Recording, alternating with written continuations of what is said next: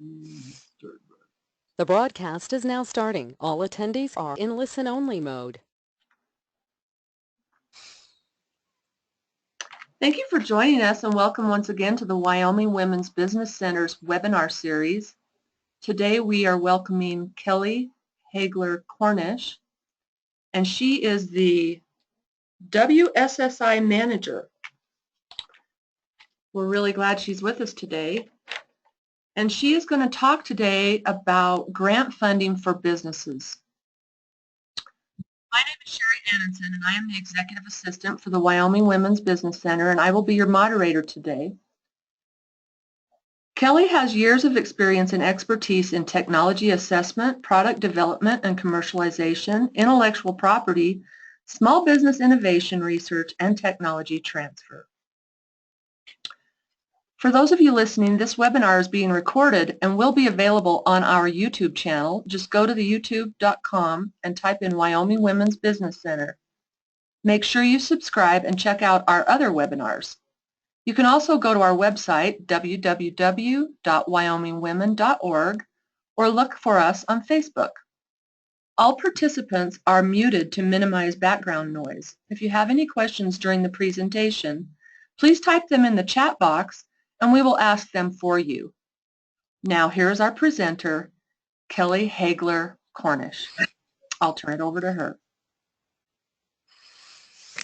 Thank you, Sherry. Thank you for inviting me to talk about contracting and grant opportunities in the SBIR and STTR programs. The WSSI stands for the Wyoming SBIR STTR initiative, and we help Wyoming small businesses earn and apply for federal SBIR and STTR awards.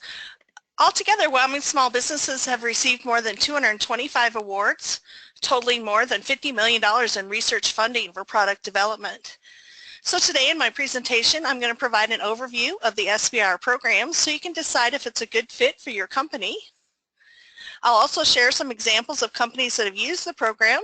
I'll provide some resources so you can learn more about the program, and I'll share information on how we can help you compete in the federal SBIR program.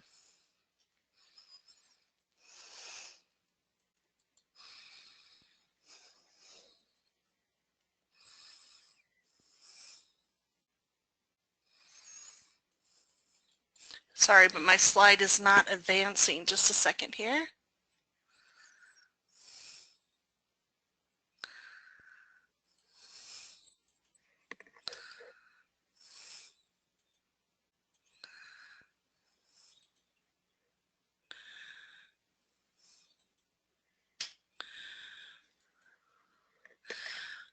So you're probably asking, well, what is SBIR and STTR? SBIR stands for Small Business Innovation Research, and STTR stands for Small Business Technology Transfer.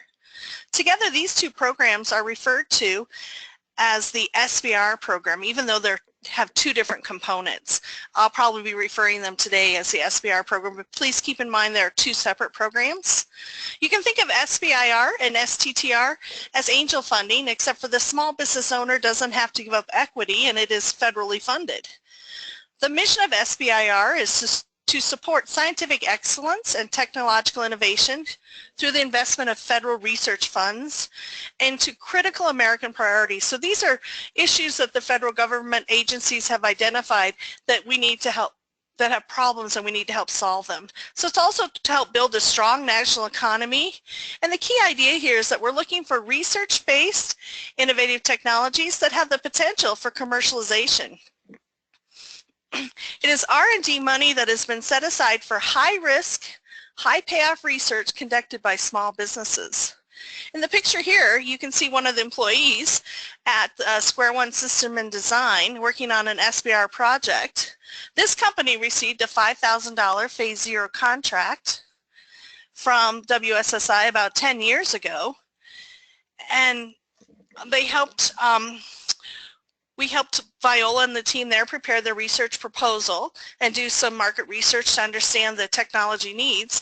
Square One Design then went on to research, design, test, and install a robot at Brookhaven National Labs that will reduce the time it takes to switch out samples from 5 or 10 minutes to just 20 seconds. This frees up time for more tests using the world's most powerful X-ray machine, and it limits human exposure to dangerous X-rays. Square One ultimately received about $850,000 in Phase 1 and Phase 2 awards, and they used that funding to conduct research and build the prototype of the sample exchange robot that you can see in the image here. Bob Viola recognizes the importance of the WSSI Phase 0 program. He was quoted as saying, "The initial $5,000 investment from the state of Wyoming has led to what is now a commercial technology that is generating $1 million and counting in commercial contracts." So this is just one example of how SBIR and STTR impact our local economy and also help fulfill federal and national needs.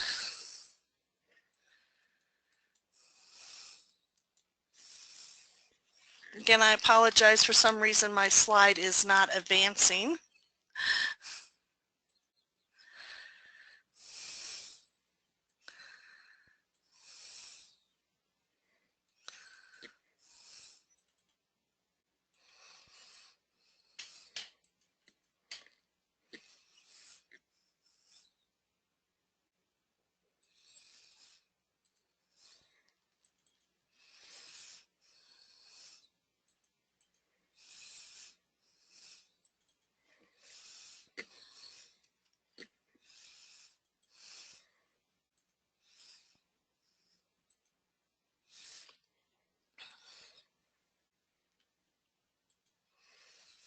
I have a glitch here. I'm going to have to keep closing it down and restarting. I apologize for the difficulty. So you may be asking yourself, why does the government fund SBIR and STTR projects like the one at Square One System and Design? Well, SBIR program was established under President Ronald Reagan with the Small Business Innovation Development Act of 1982. It was with the purpose of strengthening the role of innovative small businesses in developing and solving R&D. The STTR program was started with the Small Business Technology Transfer Act of 1992, so almost 10 years later. There are 11 federal agencies with outside funding of R&D budgets over $100 million are required to do the SBIR programs, and the 5 largest of those also do STTR. So what does this funding level mean overall? Well, there's approximately $2.2 to $2.5 billion set aside annually for small businesses. Over the time of the federal SBIR program, over 145,000 awards have been issued, contracts or grants. Approximately 10 patents a day are filed because of the funding provided by SBIR and STTR. And 450,000 engineers and scientists have been involved in one of the largest STEM talent concentrations of the world. So let's take a look at the breakdown of the funding in a minute to see which agencies participate and help us meet these federal research and development needs to develop commercialized innovations, stimulate technological innovation, and foster and participate and encourage participation in innovation by socially and economically disadvantaged persons. So let's take a look at those federal agencies.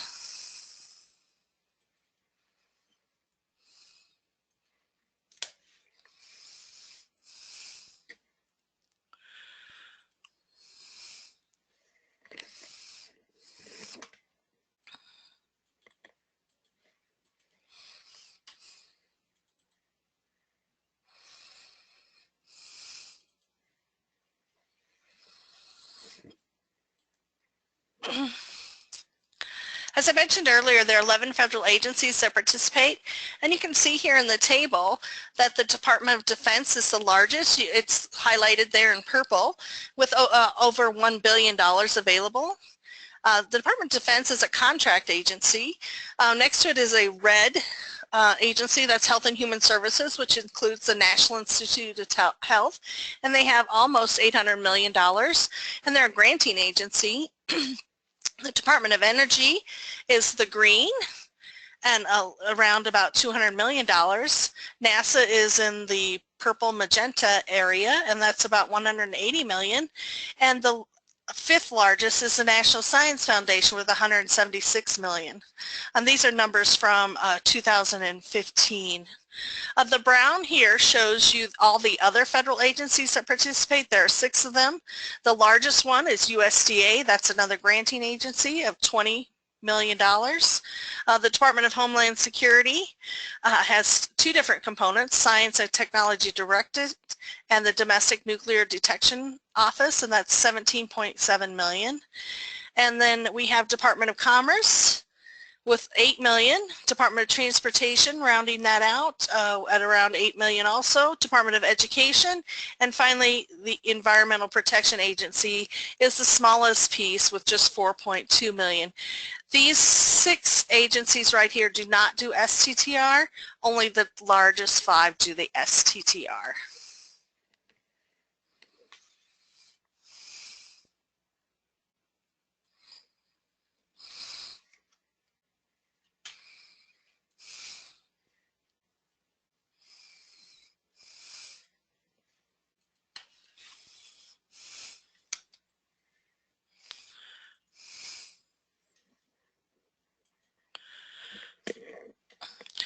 We just saw the different funding levels between the agencies. There are lots of similarities and differences between the agencies. One of the similarities that comes across is the basic framework. They each have 3 phases at the federal level.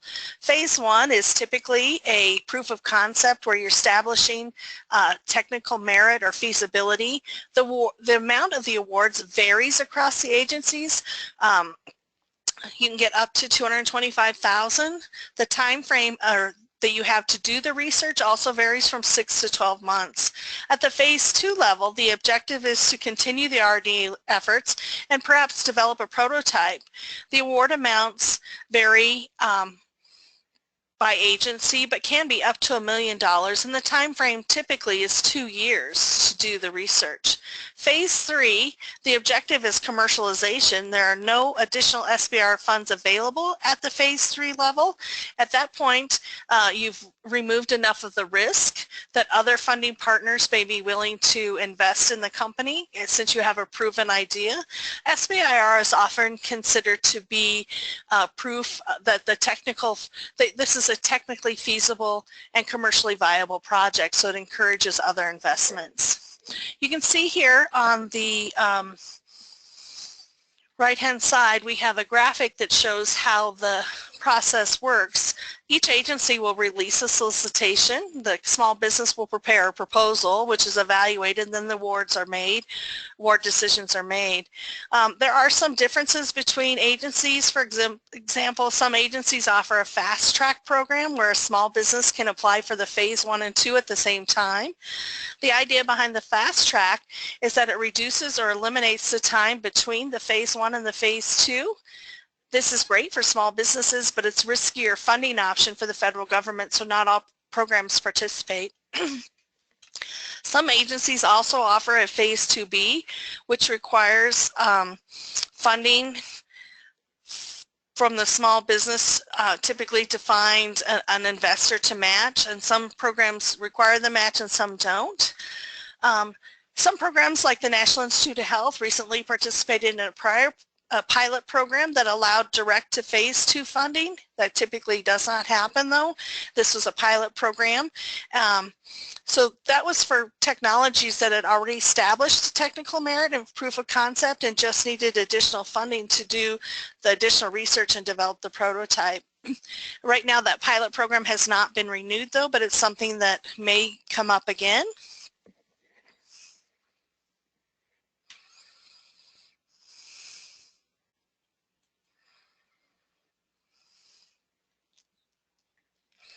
Oh, I just saw that I was not showing my screen there. I apologize. I'll hold it here for a second so you can see the 3 phases that I was talking about and the graphic on the right-hand side. The important thing here to know is that there are similarities and differences between the federal programs. They all have the same basic format of the phase 1 and phase 2. The dollar amounts vary and the time frame varies. So while people always like to know, one thing people always like to know is what are my chances of getting funding? Typically, the average funding rates for phase 1 is approximately 10 to 15%, and that increases to about 40% at the phase 2 level, since most federal agencies require the phase 1 to get to the phase 2.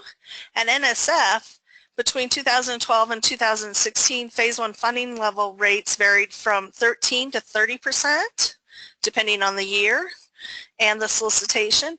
And during that same time period for phase 2, funding level rates varied from 30 to 54%. While people don't always know what their chances are for receiving funding, these numbers don't really tell us all the picture. The key here is really whether or not the project is a good fit with the agency and the quality of the project. If it's good science, is there commercial potential? Is it innovative? So let's take a look at what makes a good project.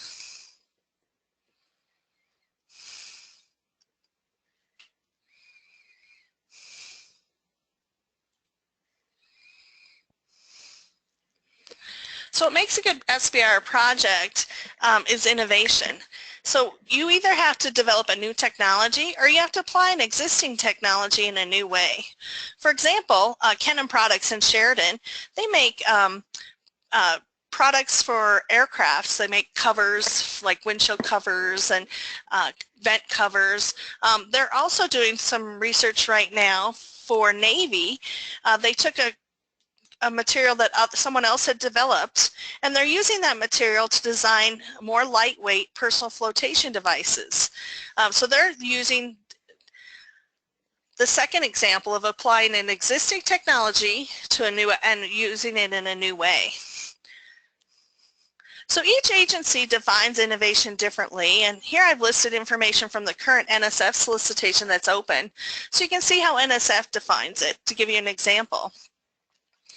So innovation involves a high degree of technical risk. Has someone ever attempted it or successfully done it before? If so, they're not going to fund it. Is it facing technical hurdles? Is there something that is unknown that you need to do research to discover? At NSF, also a key part to innovation is there a significant commercial impact or societal benefit? Can it disrupt the targeted market segment? So we're looking for disruption. They're also looking to see if there are any barriers for entry for competition, a way for you to keep competition out. When you look at other agencies and you're trying to identify whether or not something is innovative, you may see wording that refers to paradigm shift, improved scientific knowledge and technical capabilities. Those type of terminologies at each agency will help you understand whether or not your technology and your idea is innovative. So let's take a look now at who can participate in SBIR.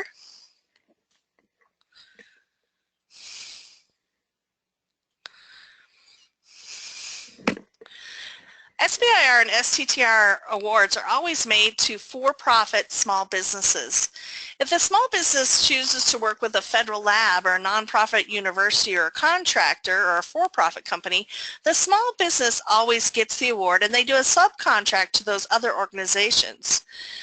Also, the small business needs to have 500 or fewer employees.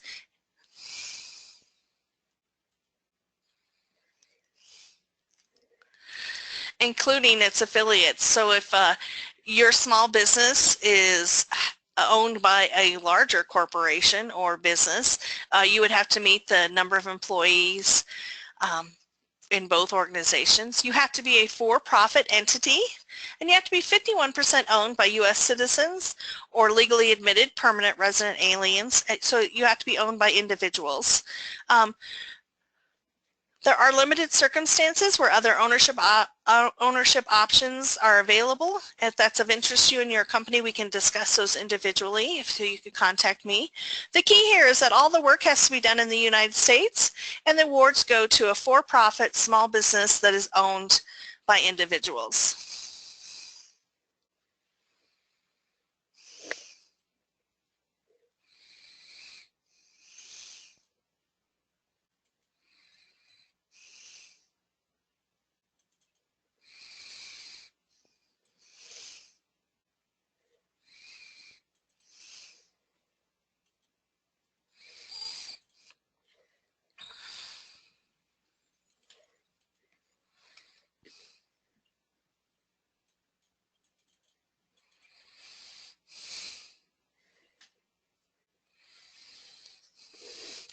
Again, I apologize for the glitching of the PowerPoint. I'm not sure why I can't move between the slides. I hope it's not too distracting, but let's take a look at the differences between SBIR and STTR. One of the key differences is with SBIR, the small business is allowed to partner with a nonprofit research institution or a federal lab. With STTR, they're required to do that partnership. So you can see there with the second bullet point that 2/3 of a phase 1 on an SBIR and 1/2 of the phase 2 must be done by the small business. The other third can be outsourced or with a multiple or one individual small for-profit or nonprofit research lab or federal institution. And at the phase 2, 1/2 of the work can be outsourced. Again, a small business could do all of the work. That's just the minimum required by the small business at each level. With STTR on phase 1, 1/2 of the work has to be done by the small business, and the other 60% can be done either by the small business or a partner. Also, the principal investigator on an SBIR has to be primarily employed by the small business, and that means more than 50%. The exception is with STTR, with certain agencies, that's Department of Defense, National Institute of Health, NASA, and DOE, you're allowed to have the principal investigator at the nonprofit research institution or the federal lab. One thing that you should note that this is not necessarily based on a 40-hour work week, and so you have to keep in mind that, for example, I'll give you an example from DOE, and each agency is different. DOE, the primary employment means that no less than 20 hours per week is required at the small business, and that means that no more than 19 hours per week can be spent at another organization. Additionally, at DOE, the minimum a credible PI needs to spend is 3 hours per week on the specific phase 1 project. So you would need to look at each individual agency to determine how they identify and describe what primarily employed means for your PI to be available and eligible. Other thing is people ask is, well, what is a PI and what does that mean? So the PI is the principal investigator.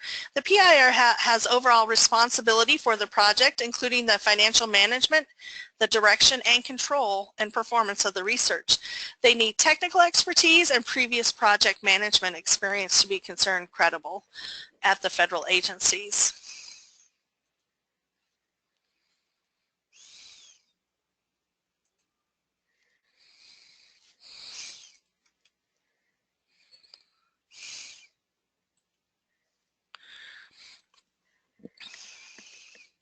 So you may be wondering why small businesses are interested in SBIR. It's one of the only early stage funding devices that are available for small businesses. The SBIR contracts or grants are not a loan, so that they don't need to be paid back. They're non-dilutive, which means that the owner of the small business doesn't have to give up any equity in their company.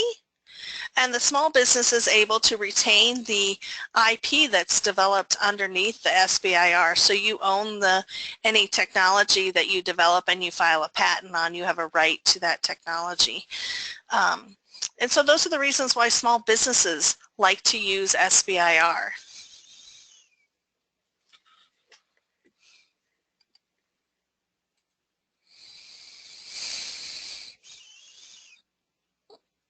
I have a couple examples here I'd like to share with you of Wyoming small businesses who've used the program and tell you a little bit about the research that they did so you get a better idea of what that research looks like. Our first example today is with Canon Products. The company first started making protected devices for airlines, planes. And so if you're familiar with the sunshades that you use in your vehicles to keep the heat and prevent damage from the sun, like in your car, well, Canon Products have shared and started making those for airplanes. And then they expanded to producing engine covers, exhaust covers, intake plugs, and more for the military and recreational air industry. They started participating in the SBIR program in 2006 when they got their first phase 1 to look at the feasibility of developing an anchor attachment system that reduces vibration and thermal cycling in the V-22. You can see a photo here, the V-22 Osprey helicopter, and this is the interior that includes their lining system. So they got a phase 1 in 2006 that was $80,000, and they were doing a feasibility study to develop the anchor attachment system. So the Department of Defense, and Navy is one of the programs under the Department of Defense, is a contract agency. And at contract agencies, they have very specific topics. So Navy asked specifically for someone to develop and propose a method to attach to develop an anchor system that reduces the vibration noise and the thermal cycling, so that would be the whole hot and cold transfer from outside to the inside of the helicopter. You can see then they got their phase 2, which was $545,000 in 2008. So there was a gap in funding from the phase 1 to the phase 2. So they refined the testing of the phase 1 attachment systems. They also got a phase 2 option that involved the investigation, design, and prototyping and testing of lightweight insulation composites, including anti-ballistic capabilities.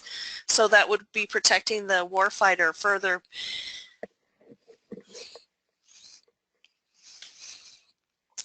And Canon was able to take this to the phase 3 level, which is they got a contract from the Navy Aviation System Command, which is called NavAir, and they installed these SBIR developed liners in the V-22 helicopters for the Marine Helicopter Squadron 1. So at the phase 3 level, no additional SBIR money comes into the small business, so you can't use SBIR money, but SBIR companies who have participated through phase 1 and phase 2 have an opportunity for sole source contracting with the federal agencies, Department of Defense. So there are some agencies that are contract agencies that will be your final customer, like the Department of Defense, but there are other agencies like National Science Foundation, National Health Institute, USDA that aren't interested in being your customer. You would have to sell your products to other people and other organizations other than the federal agencies.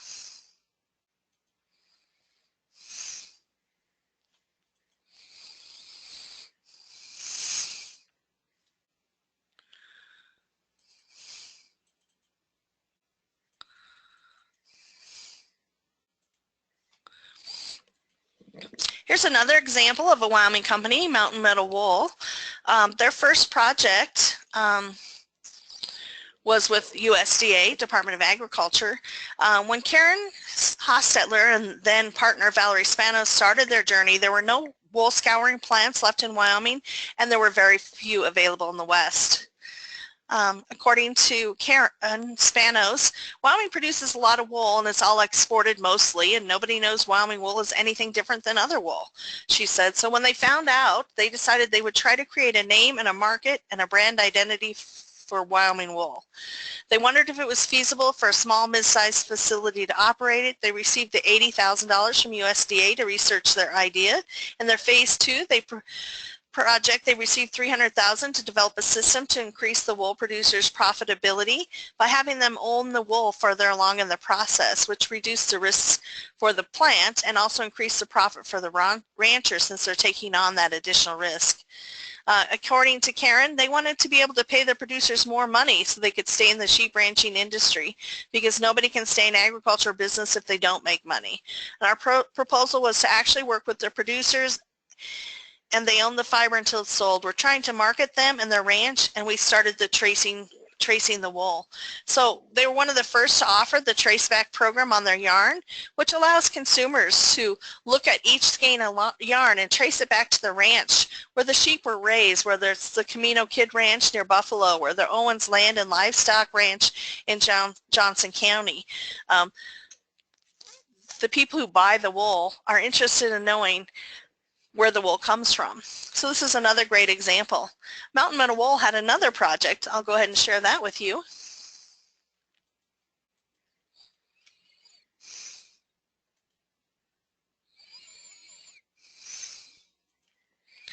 Their second project with USDA, Karen and Valerie were concerned about the amount of waste that was created during the scouring process, and they applied for and were awarded a phase 1 to check out the feasibility of developing an on-site treatment system.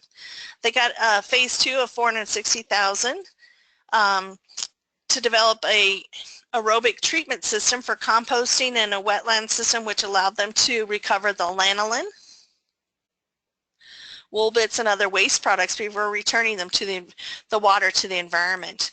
Mountain Meadow Wool in Sheridan, now owned exclusively by Karen Hostetler and her family, was recently recognized by the U.S. Small Business Administration as and received a Region 7 award. So that's, the company's doing very well, and they currently offer tours at their facility if you're interested in going up and touring their facility and learning more about their SBIR success and see how they're turned their idea into a successful business.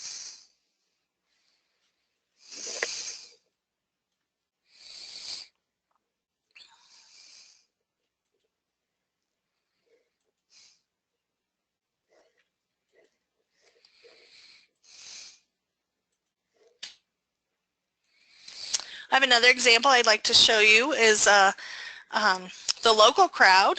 Diane Wolverton and Kim Vincent noticed that rural communities have limited opportunities to access non-banking capital. So there's limited angel and venture funding. And entrepreneurs are key to rural economic vitality, yet they can often be stymied when it comes time to finding the capital they need to start and grow. So the local crowd designed a crowdfunding incubator model to help them overcome those barriers to rural access to capital. The model combines the power of internet crowdfunding with a strong educational focus.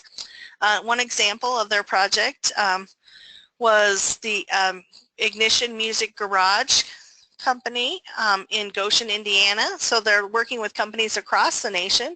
They were able to raise almost $29,000 to build a stage for musicians, recording engineers, and filmmakers.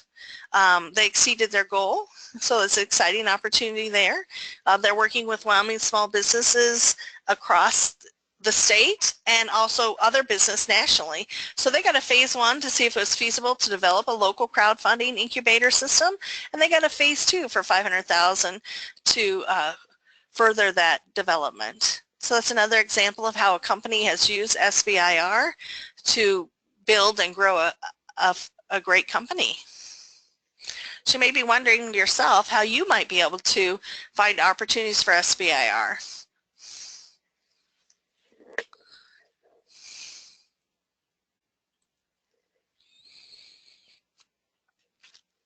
Well, you could go to our website, which is on the University of Wyoming webpage with a / after uwyo.edu SBIR. There are 11 agencies that participate, so you could go individually to those 11 agencies, and I've listed their links here in this PowerPoint, which I'll be sharing with Sherry, and she can share with all of you.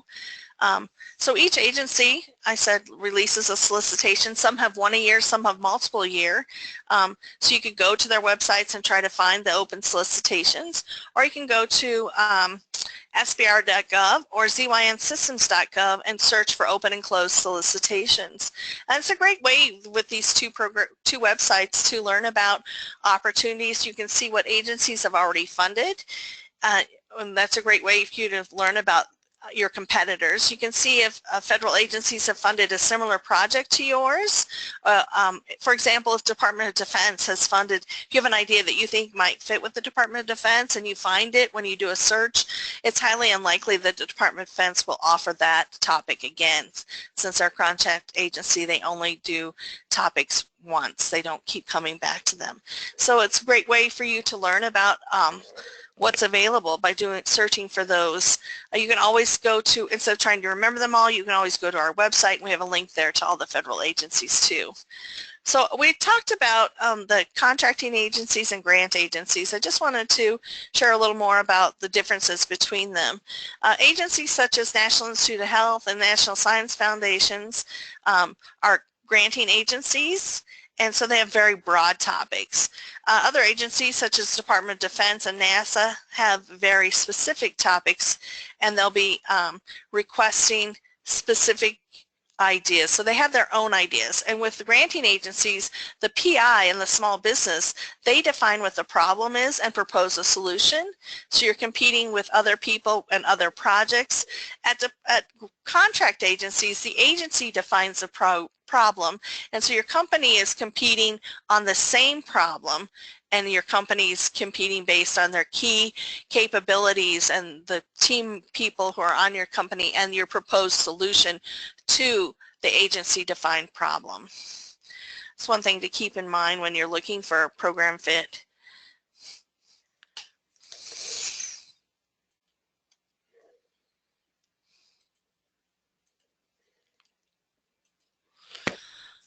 So how can you learn more about the SBIR and STTR programs and whether you want to participate?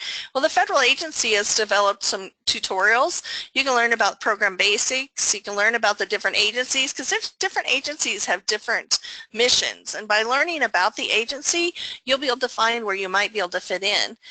You can learn about the solicitations, how often they're offered. You can learn how to find topics, which registrations are required. All applications for the federal agencies are submitted electronically, and each agency has a different application process, so you need to learn about the processes and what applications are required.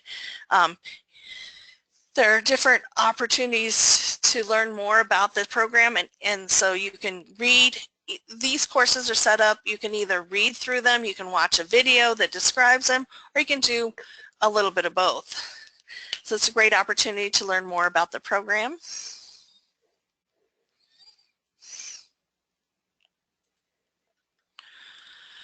So you're probably wondering how WSSI, the Wyoming SBIR STTR initiative, can help you. We're part of the Wyoming Small Business Development Center. We have business consultants here to help guide you in the process. We also run a monthly Phase 0 or 00 program. So we come in before you've applied to the federal agency, when you're looking and thinking about doing SBIR.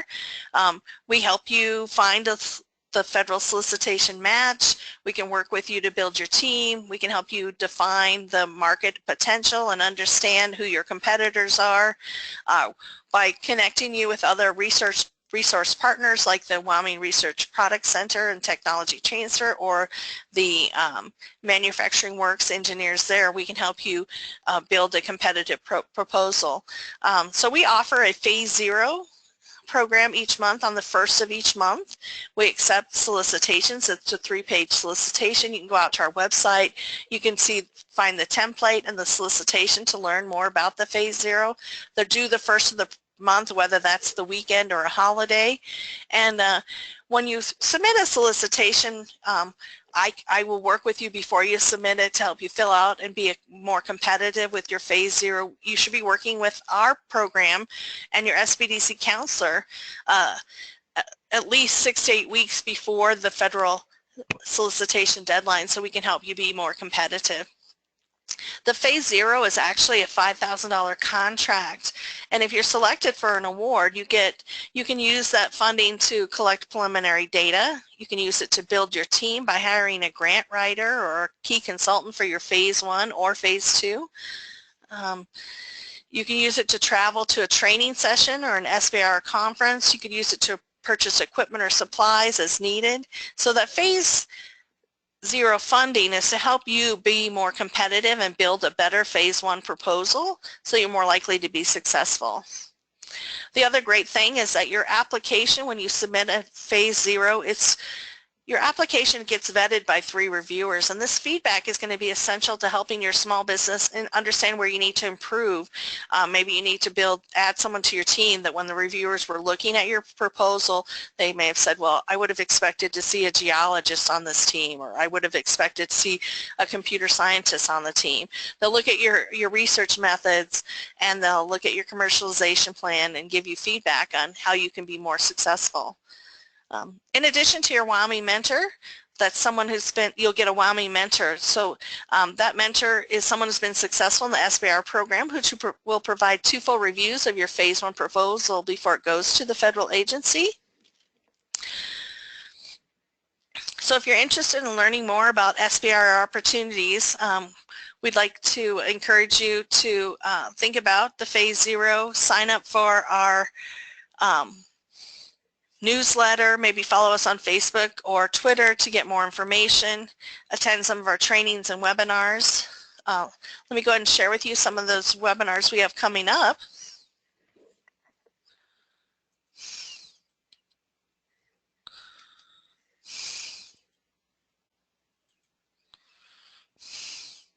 We have 2 webinars coming up. We have the Big 5 agencies and SBIR and STTR.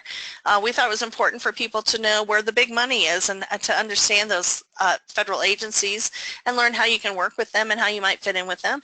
We'll also be talking about USDAs during that webinar, since that's an agency that a lot of our Wyoming small businesses like to participate in. The SBIR, STTR proposal development, we'll be talking about proprietary data. Do I have to disclose it, and how can I protect it? Proprietary data is key to being successful and being innovative in the SBIR program, and so this webinar is important for people to understand what are government data rights, what is proprietary data for the small business, how you share IP, those kinds of things. Also, if you keep your eyes open, we'll be offering a 2-day SBIR workshop in Sheridan coming up this summer. And you can find out about this and other training opportunities at the WyomingSBDC.org website.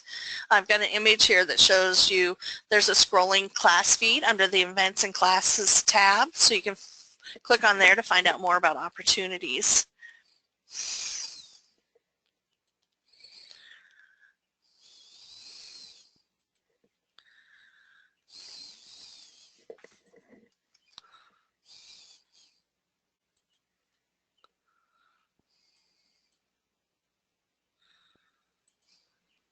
Here's our contact information for myself. That's my phone number and email address.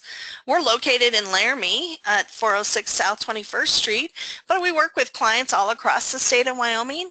You can get connected through your local or regional SBDC business counselor, but I and all of my technology team members work remotely with clients through email or phone, and we're available also to meet with clients at their place of business also. So if anyone that ends my presentation at this point. So if anyone had any questions about the SBIR program, I'd love to answer those now. But also, if you have a question that you don't want to share, would like to contact me off webinar, that you can do that also by sending an email to my email address. Do you have any questions, Sherry, that have come in? I don't have any questions that have come in, but I really appreciate this excellent presentation, and like you said, if they wanted to ask you in private, they could email you directly. I want to thank you so much for the webinar training, and let everybody know that our next webinar will be held at noon on Monday, May 8th, and the topic will be part of our QuickBooks series, and Kim Vincent will be the presenter on that. Please take the time to complete the survey as you leave the webinar, and I'll hold on for just a few moments to see if any questions come into the chat, but it doesn't appear that there are any. Well, thank you again, Sherry, for inviting us. I appreciate the opportunity to talk about the SBIR program, and it's an exciting program for Wyoming small businesses. It is a highly technical program, but that's why we're here. One of the resources we are to help people get over those technological challenges, and we're just excited about the opportunity to work with any small business. So if someone's not sure if they qualify, we would encourage them to contact us, and let's walk through and see if they are a good fit for the program. So Absolutely. anybody, yeah, that's great. And thanks again, Sherry. Thank you. I think I'll go ahead and wrap it, and then feel free to contact the Women's Business Center or Kelly, as she mentioned. And thank you for attending our webinar and joining us today. Have a great rest of your day. I'm going to end the session then.